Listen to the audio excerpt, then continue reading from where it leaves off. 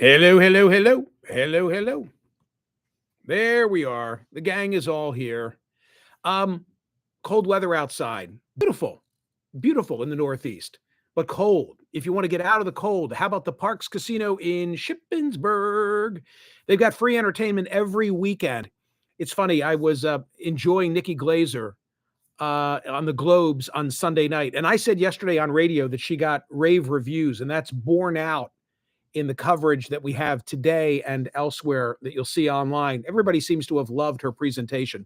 She's really having a moment. Well, Parks Casino in Shippensburg this Friday, Raymond the Amish comic headlines, and then Saturday night live music with Raisin Kane, Rayzen. Get it? Raisin Kane taking the stage. Plus, you can bet sports at the Bet Parks kiosks in the Side Pocket. Catch all the pro and college football action. Enjoy the Side Pocket Stadium menu. That's all weekend long.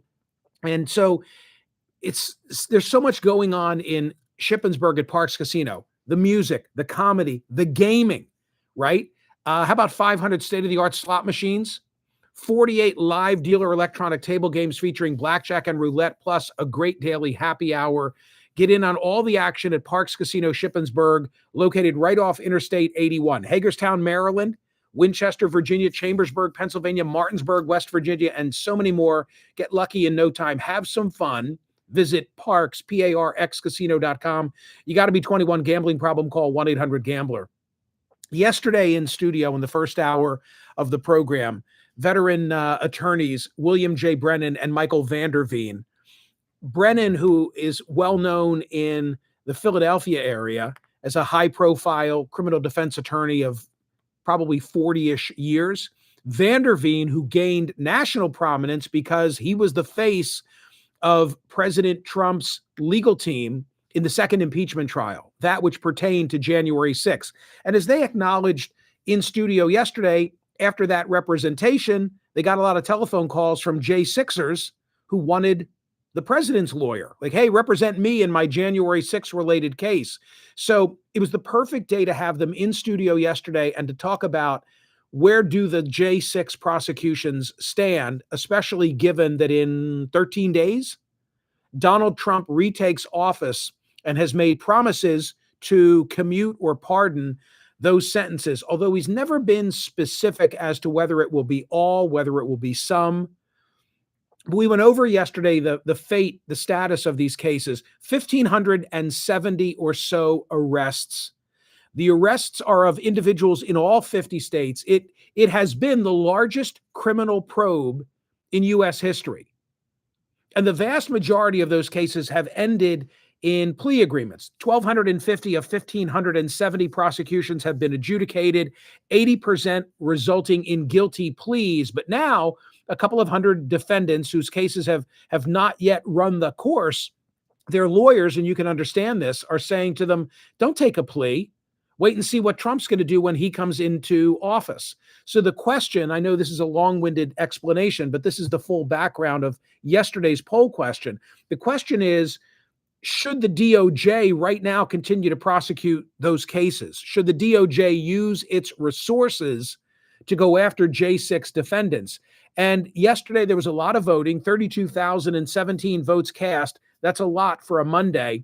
The question was this: given Trump's pardon promises, should the DOJ still prosecute non-violent January 6 participants? 72.95% said yes, continue with those prosecutions. Today in the newsletter, there's a CBS story that I linked to, which talks about softening disapproval. Not by all, but by many, a significant number, especially of Republicans. Here's the lead. 4 years later, the January 6, 2021 attack on the U.S. Capitol continues to be met with disapproval from a large and bipartisan majority of Americans, although Republicans' disapproval has become more tempered, a trend that first emerged in CBS News polling just months after the attack. Here are the numbers. The percentage of Republicans who strongly disapprove of the January 6 attack has dropped more than 20 points from January of 2021. Then it was 51%. Let me say it differently. 51% of Republicans back at the time that J6 occurred, strongly disapproved of the actions of those who were in Washington. Now it's 30%. So there's been a 20 percentage point drop in the strong disapproval among Republicans. So that's yesterday's poll result. I get it. Your opinion is the overwhelming majority of those who voted at Smerconish.com yesterday is continue to prosecute the J6ers. All right. But what about today's poll question? And this too requires a little bit of explanation. After the passage of a few years, should the media delete past coverage of minor crimes? You know how we've had the conversation over time about the box on the employment application or the box on the housing application where you have to acknowledge in some degree that you have a criminal record? Well, in the internet era, in the sophisticated, technologically advanced era in which we live, a lot of people are being shadowed by past criminal conduct, lots of it minor.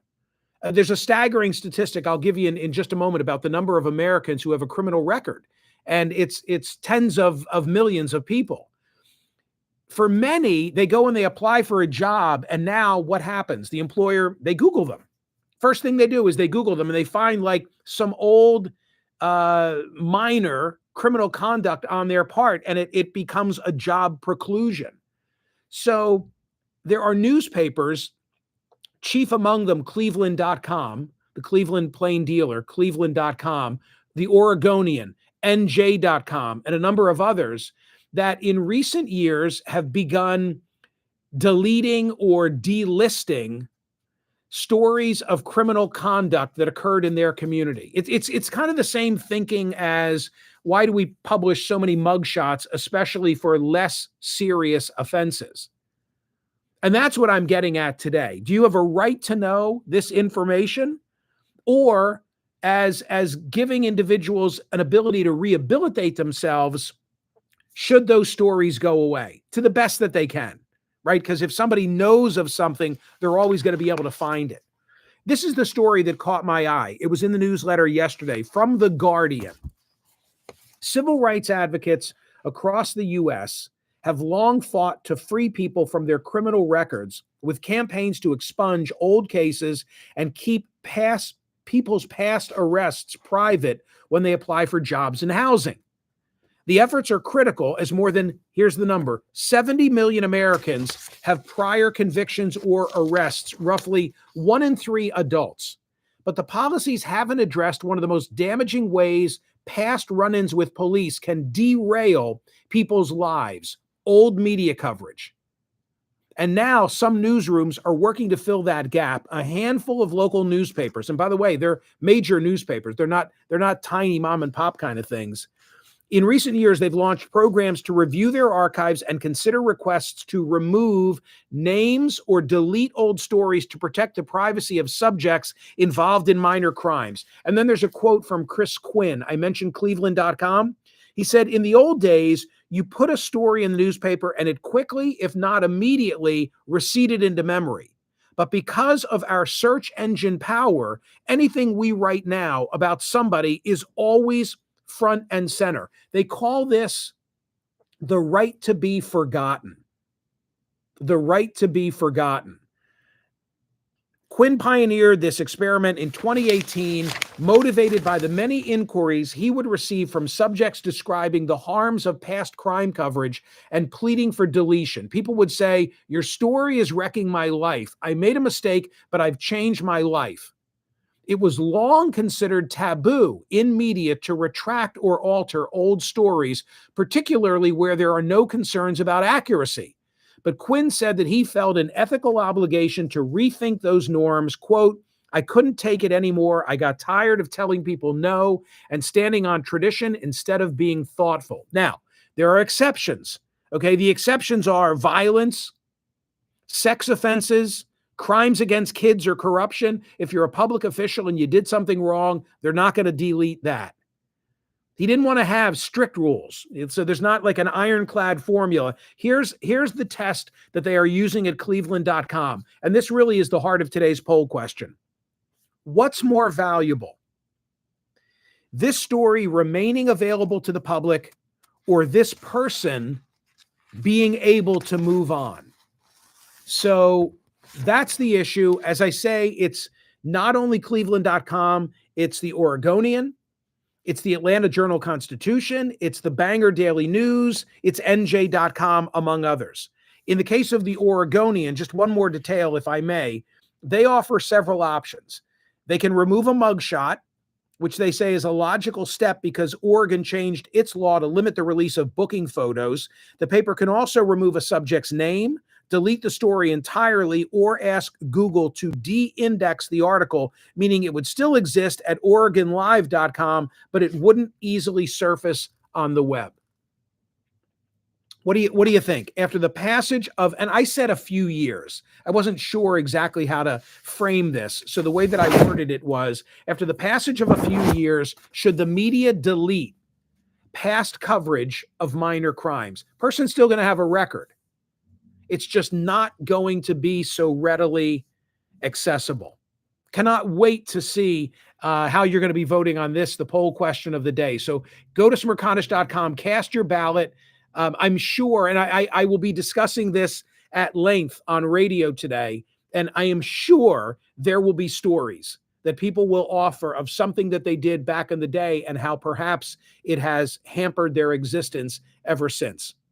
So, quick gut check from people who are watching live on YouTube.